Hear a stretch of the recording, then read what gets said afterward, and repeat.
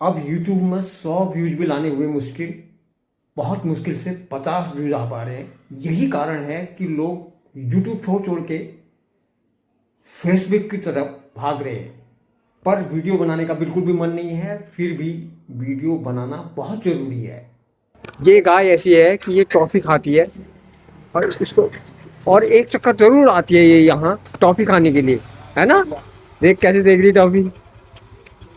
और जब तक का इसको मोहनदा टॉफ़ी नहीं देंगे ये जाएगी नहीं यहाँ से। ये देखो ये खाया टॉफ़ी और इसने मोहनदा इसको टॉफ़ी खिलाओ। ये खोला देखो ये टॉफ़ी। रुक यार, टॉफ़ी टॉफ़ी करके यहाँ देख रही है, यहाँ नहीं है। टॉफ़ी खाती है। कभी आपने देखी गाइस ऐसी गाय? ये देखो टॉफ़ी दिखाओ जरा, टॉफ़ी दिखाओ। टॉफी कौन सी यार, ये अमू वाली टॉफी मिल रही है इसको। ये वाली टॉफ़ी कौन सी वाली खाती है? ये जेली जेली वाली टॉफ़ी खाती है ये। ले, ये देखो अबे यहाँ वहाँ है। वो खा। वो तो वीडियो बना रहे हैं। ये देखो देखो खाया, देखो गाय कैसे खा रही गाय टॉफ़ी। अरे वाह, यहाँ थोड़ी है, अरे यहाँ नहीं है यार, वो है एक और खा। ये ले, वो खा वो। अबे यहाँ है। ये ले, ये देखो, अरे वाह टॉफ़ी खा रही, कितनी बढ़िया से खाई। और देखो अम्मू भी देख रहा है यार टॉफ़ी खाते हुए। ये मिक्सिंग के काम में जब मैं बुरी तरह उलझ जाता हूँ तो समय व्यतीत करने के लिए, थोड़ा सा मूड फ्रेश करने के लिए निकल पड़ता हूँ एकांत की तलाश में। अब हम एकांत की तलाश में निकल गया हूँ मैं गोलापार वाली रोड में। आजकल मेन रोड में जगह जगह पर सीवर लाइन का काम और नहर कवरेज का काम चल रहा है। इस वजह से इस तरह का कुछ जाम देखने को मिल रहा है जगह जगह पर। कॉलटेक्स के नीचे और निर्मला कॉन्वेंट के आसपास वाली रोड बहुत बढ़िया चौड़ी हो जाएगी। इधर की नहर पूरी कवर की जा रही है, उसके बाद ये रोड काफी चौड़ी हो जाएगी और जाम से भी निजात मिलेगी।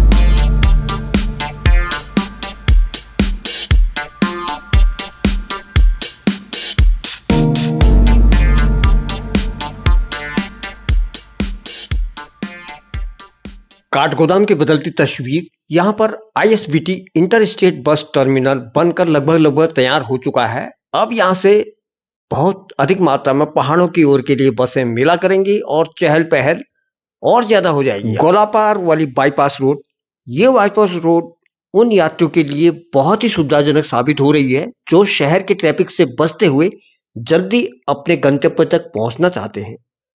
ट्रैफिक आज काफी चल रहा है, आज इस रोड में थोड़ा ज्यादा ही ट्रैफिक चल रहा है। हो सकता है जाम से बचने के लिए लोग इसी रोड से आ रहे होंगे। गेहूं की फसल लगभग सभी जगह पर तैयार है। कहीं पर हरे भरे गेहूं है तो कहीं पर पीलापन गेहूं में आ गया है और फसल लगभग तैयार होने की कगार पर है। अगर मौसम सही रहा, आंधी तूफान नहीं आया तो ये फसल बहुत अच्छी होगी इस बार। सामने की तरफ गेहूं के लहराते हुए खेत बहुत बेहतरीन नजर आ रहे हैं और ऊपर की पहाड़ी बहुत ही आलीशान।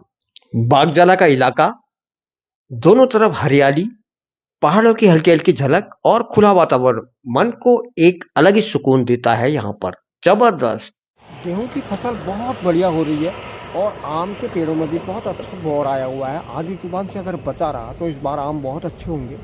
एक दिन तो आया था तूफान, लेकिन अभी मौसम तो खुल गया है। आजकल चेतावनी तो दी गई है, बादल वगैरह लगे हुए हैं हल्के हल्के।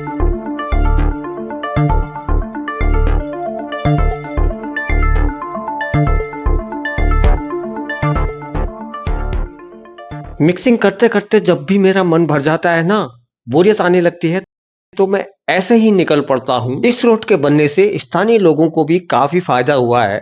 अब बड़े वाहनों और पर्यटक बसों को शहर के अंदर जाने की जरूरत कम पड़ती है, सीधे इसी बाईपास रोड से निकल जाते हैं।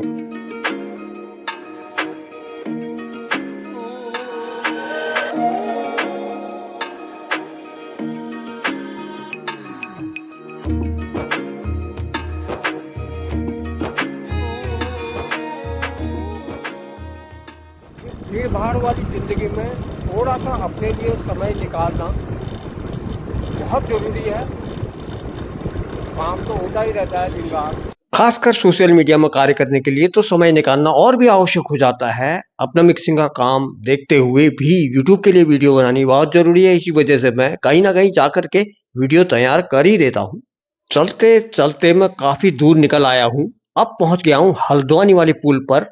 हल्द्वानी कोला वाली ये पुल कुछ इस प्रकार की दिखाई दे रही है। यहाँ से बाजार की तरफ का दृश्य और ये रहा सामने स्टेडियम। हल्द्वानी का दृश्य बाजार का कुछ ऐसा है। और ये पुल के साइड में पुल की सुरक्षा के लिए कुछ इस तरह का ये बनाया गया है, जिससे बरसात में आने वाले पानी से इसकी सुरक्षा हो सके। दोनों साइड, इधर वाली साइड भी और इधर वाली साइड भी, इस प्रकार की ये सीमेंटेड प्लेटफॉर्म टाइप का बनाया गया है दिमाग लगाकर, ताकि फोर्स से जो पानी आता है उससे राहत मिलेगी। और हल्द्वानी की तरफ गोला बिल्कुल सूखी हुई नजर आ रही है, यहाँ पर बिल्कुल पानी नहीं दिखाई दे रहा है गर्मी के चक्कर में। ये देखिए, और सीधा आप आगे की तरफ बढ़ते हैं और आनंद उठाते हैं इस रोड का। इस समय बसंती ऋतु और सभी पेड़ों में नए नए पत्ते और फूल देखने को मिलते हैं। यहाँ पर भी शीशम के ये घने घने पेड़ नए पत्तों के साथ बहुत आकर्षक लग रहे हैं। हल्द्वानी का ये स्टेडियम इस रोड का मुख्य आकर्षण है। यहाँ पर से हेलीकॉप्टर सुविधा भी जगह जगह के लिए पहाड़ों के लिए उपलब्ध है, और जिससे यहाँ पर चहल पहल और भी ज्यादा बढ़ जाती है। बागजाला का इलाका, एक समय में यहाँ पर पूरी की झाड़ियां ही झाड़ियां हुआ करती थी और थोड़ा सा गांव वगैरह थे। यहाँ पर स्टेडियम बन जाने के बाद, हेलीपैड बन जाने के बाद काफी विकसित हो गया है और बागजाला की भी तस्वीर ही बदल गई। अभी काफी मात्रा में हरे भरे खेत गेहूं के देखने को मिल रहे हैं, लेकिन आने वाले समय में धीरे धीरे यहाँ पर कृषि योग्य भूमि कम होती चली जा रही है। लोग प्लॉटिंग करके अपनी अपनी जमीनों को बेच रहे हैं, जिससे कृषि योग्य भूमि धीरे धीरे कम हो जाएगी, जो काफी सोचनीय विषय है।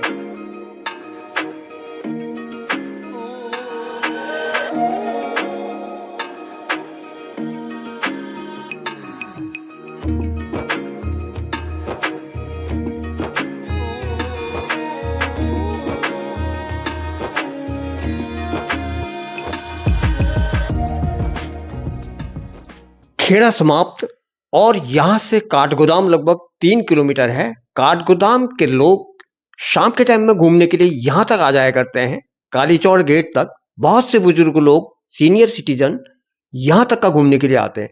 और सागौन के हरे भरे पेड़ों के बीच बहुत बेहतरीन लग रहा है।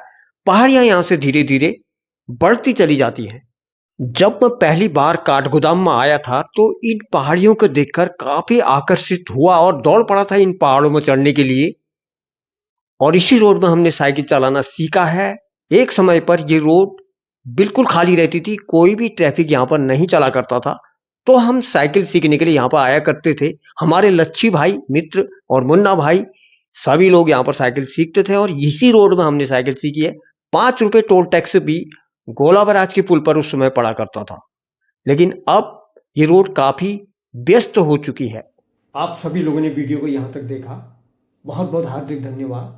मिलते हैं, एक और अच्छी सी वीडियो बनाने की कोशिश करते हैं। तब तक के लिए आगे दीजिए, नमस्कार।